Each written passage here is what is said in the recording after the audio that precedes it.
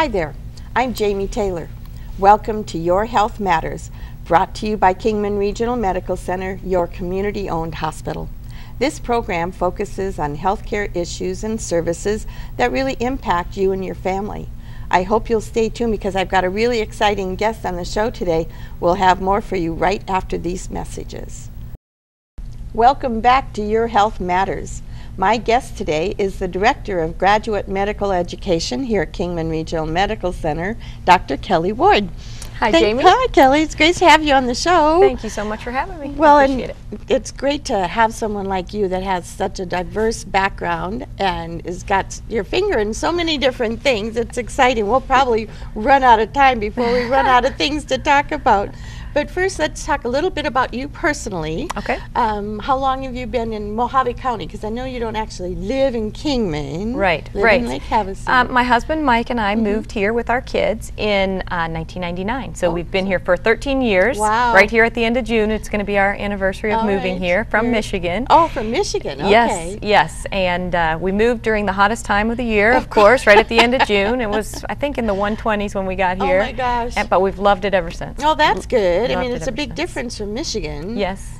Yes. Humidity alone has got to be different, right? Oh, it definitely is. Well, you know, for me, I never thought I'd be in Michigan to start with because I grew up in West Virginia. Oh, okay. And then I did my medical school in West Virginia. And then Mike was, you know, in Michigan doing his training. He went to medical school in Kirksville, Missouri. Okay. And he had been sent to Michigan. And so I got, you know, I said, oh, Mike is there. I'm going to go to Michigan too. So how did you meet him? We met in medical school. Oh, we were okay. both active in the National Student Osteopathic Medical Association, Oh, so we were okay. both politically active. Yeah. We call it SOMA Love. That's SOMA, is the Student Osteopathic Oh, Medical okay. Association. So he was active from his college, I was active from my college, and then we got involved at the national level. Oh, So, very good. yeah. And then went personal. That's right. Exactly. Excellent. Exactly. Okay. And how many kids do you have?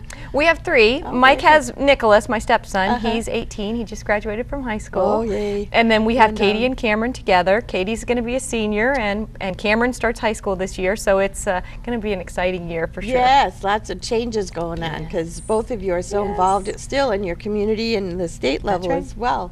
So and how did you choose Mojave County? Well, you know, it's kind of funny because my mom is a pediatrician. She's Dr. Bird. She's down in Lake Havasu too. Oh, we okay. recruited her to come with us. So when we were looking for jobs, we kind of were having a competition about where we were going to go. My mom was in Tennessee at that point, so I was really looking towards Tennessee to try to find a place closer to my mom. Mike was looking closer to the West Coast. We didn't want to be in California. His whole family was in California Okay. at that time. Nicholas was in California. And so we were really looking for where was the best opportunity for us. And Havasu really had a great recruitment package. They wanted to get an emergency physician and a family physician into the town, and that's how we got there. Oh, very good. And now Mike is, I haven't had him on the show yet. We're going to Yeah. have to work on that. But so he is the emergency room medical director. Yes. He has a business that He has Contracts. Arizona Emergency Medicine Specialists Okay. is the name of his company. Right, right. And they are contracted to provide emergency services both in Kingman and in Lake Havasu. Okay, So they okay. provide the doctors that you see in the yes. Okay, very good. So you got to Lake Havasu. You Yes. started, hung up your shingle in Yes. family medicine. And then somehow, how did you transition to medical education? Tell me about that. Well, I've always been very interested in medical education. During my residency program, I did 2 years actually of faculty development and teaching training while I was a resident. So I got a lot of actual education on how to do it, adult learning concepts, how to do graduate medical education, how to engage medical students and residents in the process of learning. And so when we came to Mojave County, you know, it wasn't really the mecca of education at that time in 1999. So we worked with Midwestern University, and they're down in Glendale, Right. and said, hey, we want to get medical students out here. And so Mike and I really did it together as a team. We'd bring students out. We had students in all specialties down in Lake Havasu. Okay. And then I learned that Kingman was getting involved as well. Right. And they were starting residency programs up here. So since 2005, we've had emergency medicine and family medicine here at KRMC. And they were looking for a new director of medical education in about 2006. Okay. And so I transitioned into that role as the DME, first as a consultant and then actually as a as a director of that department. So now are you still doing the students in Havasu too? So we still have some every now and then, not as many as we used to. More come to Kingman because we have all the services here that they need. We have lectures, we have hands-on workshops, and we have the residents here who are a great resource for medical students to learn from. There's a wide variety, huh? And in the emergency room, of course, they see a wide variety as well. Oh my gosh, yes. Stuff on I-40 and everything else coming through. Right. Not only do we have a diverse population here in Kingman and in all the little small surrounding areas, we also get all those tourists that are coming, you know, from Las Vegas and between here and going out to the Grand Canyon and going out to the Overlook. Right. We get all kinds of people. Yes, there's no end. Yes. Well, you're definitely, I wouldn't think, ever bored in the ER. No. Well, that's something interesting for me too, because I had the private practice for 10 years. I sold that practice to one of our community health centers for 2 years, worked there, and then now I've kind of transitioned out of the role of traditional family medicine, and now I just work in the emergency department too. Oh, I didn't realize that. Okay. Yes, so it's great because I work here in Kingman and I work down in Havasu. I've worked my last 2 shifts at KRMC, so that's been good. So your cars must know that route back and forth like on autopilot. It is. And just put it on cruise control. Wake me up when I get there. No. I know. Sometimes you feel like that. You say, oh, I'm here already. Good. Well, it isn't that bad a drive either. I mean, and plus there's no traffic. I mean, people have questioned when my husband and I moved out to Hackberry, and they're like, "You're driving 25 miles to work every day," and I'm like, yeah, when I lived in California, we drove 35 miles one way with traffic. This is nothing. Exactly. There have been a few times where 40's been closed because of snow and ice, and but not you know, very that's often. a rare It's not like occurrence. Michigan where you would. I know. That's a pretty regular occurrence in the wintertime. Exactly. Here it's more the rarity than the norm, so that's a good thing. Right. Okay, so let's talk about our residents. Okay. So exactly explain to the audience and to me exactly what is a resident, what are they capable of doing, and how do we get them to the next step? All right, well I'm going to start out with what is a DO, because we're an osteopathic training program, which is a little bit different. The MDs and DOs are both the fully licensed physicians in the United States, and they go through 4 years of medical school, and then they go into residency training. So in both specialties. And DOs kind of spun off from the MD profession. AT still formed osteopathic medicine because he wanted a more holistic approach to taking care of people. And one of the basic tenets is that the body has the inherent ability to heal itself as long as there aren't impedances to that healing process. So we stress a lot of preventive medicine in the osteopathic world. So residents are people who have graduated from medical school, so they are physicians, but they still have several years of postgraduate training that they need to do, where they work closely with specialists and primary care providers to become experts and competent in providing care to patients. Okay, so it's like they're able to give the treatments. It's not like they're just watching, job shadowing. Right. No, that's more a medical student. You know, medical students kind of shadow and every now and then get to do a procedure and they get really excited. And then residents actually start to do more hands-on, more handling of things. And as they increase in their years of experience, they get more autonomy. But there's always an attending physician who is supervising them and keeping track of what they do. Yes, and that's probably a big important thing for people to understand and not go, oh my God, they're giving me a student and you know, I'm bleeding here. Well, actually, if you get a student, you get 3 for the price of 1. Because you get a student, you get a resident, and you get an attending. So you really are getting a lot of attention that you might not get if you just have one single doctor. Right. Yeah. So that's a good thing. Yeah. So we have the ER, where the docs train there, and then the family medicine group as well. And they have the family medicine residency center where those doctors are in training as well. Right. So now, what's the requirement for a resident? How long do they have Our family medicine program is 3 years, and our emergency medicine program is 4 years. And we have great program directors. We have Dr. Michael Sheehy, he's in the emergency department, and we have Dr. Deborah Bennett, who's the director of family medicine. And they both won awards for their teaching and for their practice style through the Association of Osteopathic Directors and Medical Educators. Very good. Was that just new? I mean, Dr. Bennett won one. I think she won it 2 years ago, and Dr. Sheehy won it last year. So Okay, I thought there was a new one yes. that they both got this year. And I was no, like, they've done that over time. This Okay, year I good. became a fellow in the teaching college, which good. is pretty big honor. There have only Yeah. been, I think, 45 fellows since 1977. Wow. So that's very huge. Yeah, very so good. it was a great honor to be able to Excellent. be accepted into that college. So after their 4 years, they have the 3 years and 4 years in the program. They're doing their hands-on Yes. practice, and then they graduate. Now, Right. we just had a graduation. Yes. How many students graduated? We had, I think we had 7 graduate total. Okay. One of the reasons why we like to have graduate medical education is that we can grow our own doctors for our Right. area. Yeah. So it's always nice when we can keep some of them around. Last year we kept a couple. They're here in Kingman. This year we're keeping 2 emergency physicians and 1 family physician. awesome. And so, it's really nice because when you train doctors, mostly people will stay close by where they do their training. And so when people come to Kingman and they do their residency training, they get to see what it's like. They get to be part of our community. Right. They participate in community service events. They participate in health fairs. They get to know the people that are here. Yes. And then they want to stay. So Yeah. it's great for us to be able to offer those opportunities to them. Absolutely, because like you said, you're training them, so you know they're trained right from the beginning. That's right. That's right. And they already know the community, so you don't run into, because sometimes we've had a few instances where doctors have moved here thinking, oh, yeah, that's great. They can see there's lots of need in the That's right. community, but then Kingman isn't, like Havasu too, That's isn't right. for everybody. Yes, you and know? it's also nice because the residency programs are very family friendly. So there's lots of families in our programs. great. We've had many, many babies that are born during their residency trainings, and so if their spouses are happy, then the physician is happy. Yeah, and that is a big, big part of the battle. So if they've been here for 3 or 4 years with their spouse, they know that they are going to like it here, and they've made Right. friends, and they've integrated in the community too. Yeah, absolutely. That's huge. And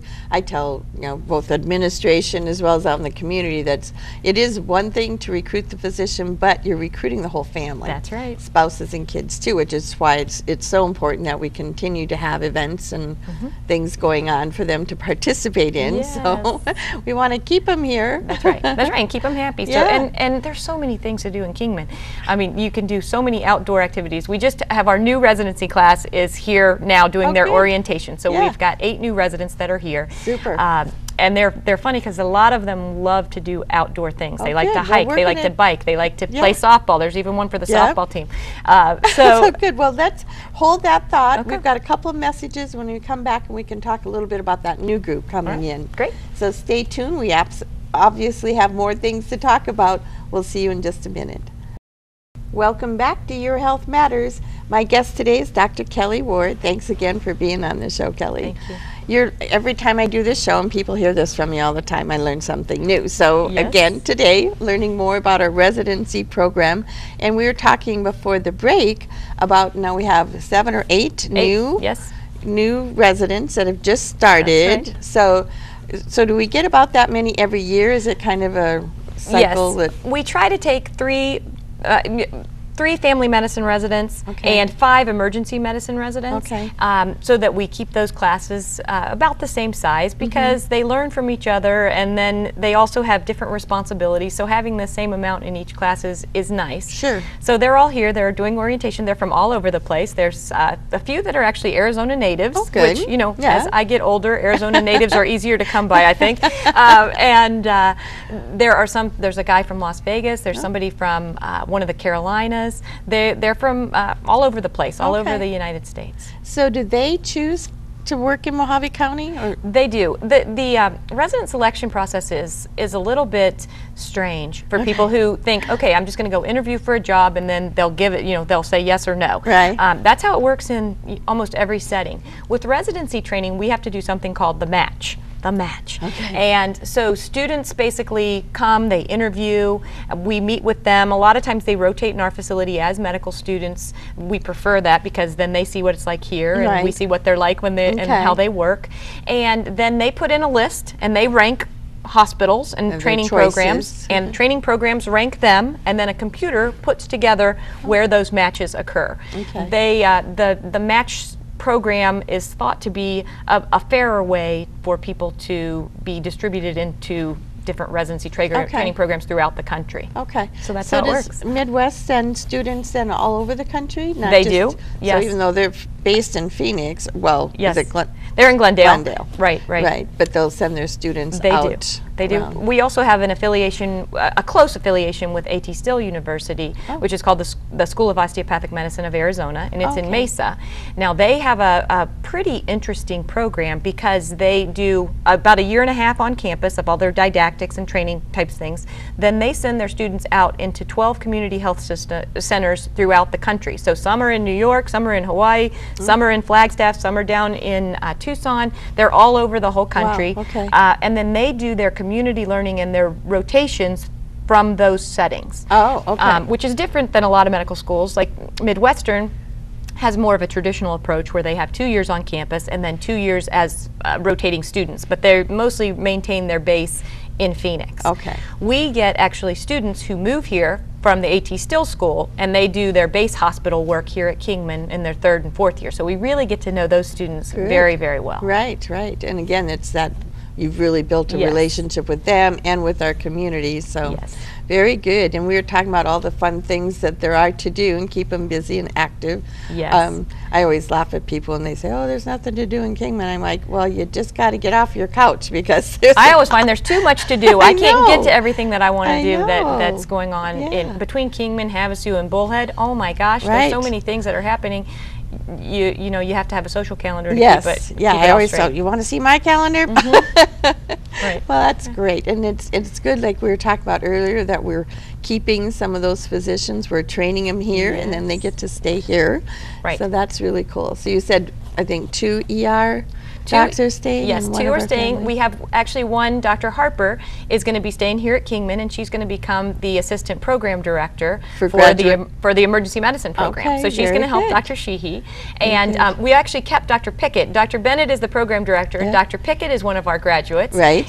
He graduated just right after Dr. Bennett came, and he works with Dr. Bennett in the residency clinic, and he's the Good. assistant program director for family medicine. Okay. So we've kept him as well. Yeah. Now this year we've got Dr. Gibson, who's going to be staying in the area. He's going to be working for my husband's group that we Oh, talked good. about before, Uh-huh. and he'll be mainly based out of Lake Havasu, but I'm Okay. sure he'll do a few shifts Few up up here. here.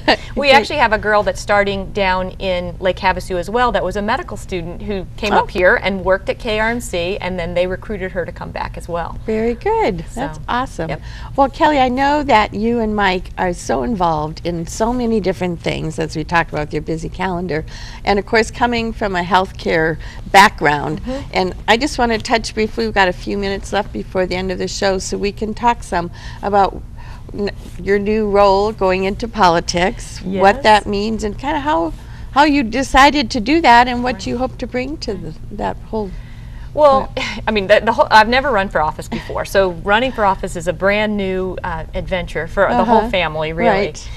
And I started to get interested in politics and not be the girl who just got up, watched the Today Show, and thought everything was all rosy Yeah. after September 11th. September 11th was really a turning point for me, just like it is for many, many people, when I looked at my little kids, because they were little then, Yeah. and thought, wow, their world is going to be so much different than the world I got to grow up in. I Right. was so blessed to grow up in, you know, a happy, wonderful Yeah. world. And so I then started to learn more, I started to read more, I started to educate myself more about what was happening in the world and what was happening in the United States and what was happening in the state. So then my expectations grew, of course, Right. for the people that are representing us. And so I would write letters or I would call, and sometimes I'd get no response, sometimes I'd get a form letter, and then every now and then, you know, I'd get an actual personalized response. And so I thought, why isn't somebody doing something? We need to make something happen. And then I just started to say, why don't I do something? Right. I have skills, I have ability, I have training, I have experience, I have things that I really could bring to that political discussion that most people don't have. And then of course with healthcare, you know, we're going to find out what's going to happen Yeah, on with healthcare Thursday. here any time. And we really need a voice of reason for healthcare at all levels of government, Yes. but for me, at the state level. Right. Right now, there's no physicians in the state Senate. There are 2 doctors that are in the Senate. One is actually termed out, or in the House. One's Okay. termed out, and one is running for Congress. So in this time when we have this critical need to be advocates for patients and Right. for people who are providing care to patients, we won't have anybody there besides lobbyists bureaucrats, and big insurance companies. And I don't want those to be the voice for the people I take care of. I want there to be a voice of reason, and when we prioritize how to spend our precious healthcare dollars. Yes. So that's why I jumped into this fray. And I'm loving it. I mean, it really is exciting. I learn something new every day. I'm a lifelong learner, obviously. As a physician, you have to be willing to learn and able to learn every single day something new. Just like you said, you learn something every single day. And this is wonderful because there are so many different things that are out there. You know, obviously I know I'm not an expert in every area, so I've been meeting people who are experts in those areas so that I can call on them and say, hey, help me with this. I want to know about potential unintended consequences. I want to know what's going to happen if we do this before it's done. I don't want to go back to people and say, hey, how do you like that great law we passed? You know, I want to be proactive. Right. That's awesome. And I think, you know, one of the things it's refreshing that you're one of those people that sees a problem, and instead of just complaining about it or expecting someone else to do something about it, you put yourself and your family out there, because family is a big part of that too. If nothing else, just the fact that they have to deal with being in the limelight. Right, right. You know, we've always told our kids, you guys have to behave, because, you know, in small towns, people know their doctors, they know who they are, and they know who the doctor's kids are. And so we've always stressed, you know, you have to shine, you have to be held above reproach, you know, and I know that's hard as a kid and a lot of pressure, but you guys can do it. And so now it's even one step further where, you know, all of us have to, you know, keep in mind what we're saying, keep in mind how we're acting, and be a beacon and be an example, a shining example to people. And because I plan to lead by example. I would never ask somebody to do something that I wouldn't do myself. And you know, I always want to be honest, have integrity, and lead that way by lifting others up around me, not lifting me up. Very good. Very good. So what do you think are going to be the biggest challenges as we move forward then? Well, I mean, of course, jobs in the economy are at the forefront for everybody. We have to be able to make our area hospitable to people who want to come in and start businesses. And well, I don't think that it's the government's job to create those jobs. I think it's their job to create an environment that entices private businesses to come. Maybe help remove some barriers. That's right. Decrease regulation, makes taxes lower. You know, all those things are good. Of course, healthcare is going to be critical, just we have already talked about that. Education is very important as well. We have to have an educated public. Public education has to be strong, and parents have to get involved. You know, if we can get back to those basics, I think that really we can turn things around, turn the economy around, and make things get moving. And I think, again, like you said, with education and parents being involved, and it's that involvement, again, on all levels, that people have to quit sitting on their butts. They have to get out there and get involved, and you have to go to your kids' school conferences and hold them accountable. That's right. Well, one of the great things about KRMC is that it provides so many educational opportunities for the community in healthcare and other things, in parenting, and how to interact with your kids, those kind of things. It's great to have that resource here in our community. I mean, having a community hospital is amazing. It is, because it touches all aspects. Like you said, I mean, we've got kids working in nutrition services, learning how to wash dishes and cook food, and we have them in, you know, volunteer program from the beginning, and like you said, there's a lot more than just healthcare. That, I mean, there's all the different ancillary things that create that. And plus, of course, I'm very proud of KRMC. After 9 years, it's pretty pretty obvious, but that we really are involved in our community. That's right. And trying to make it a better place both to live and to work, and providing jobs. And not perfect, obviously. But that's, I mean, you just keep on working, and you know it's a work in progress, and you know that, you know, having good people with good ideas makes things thrive.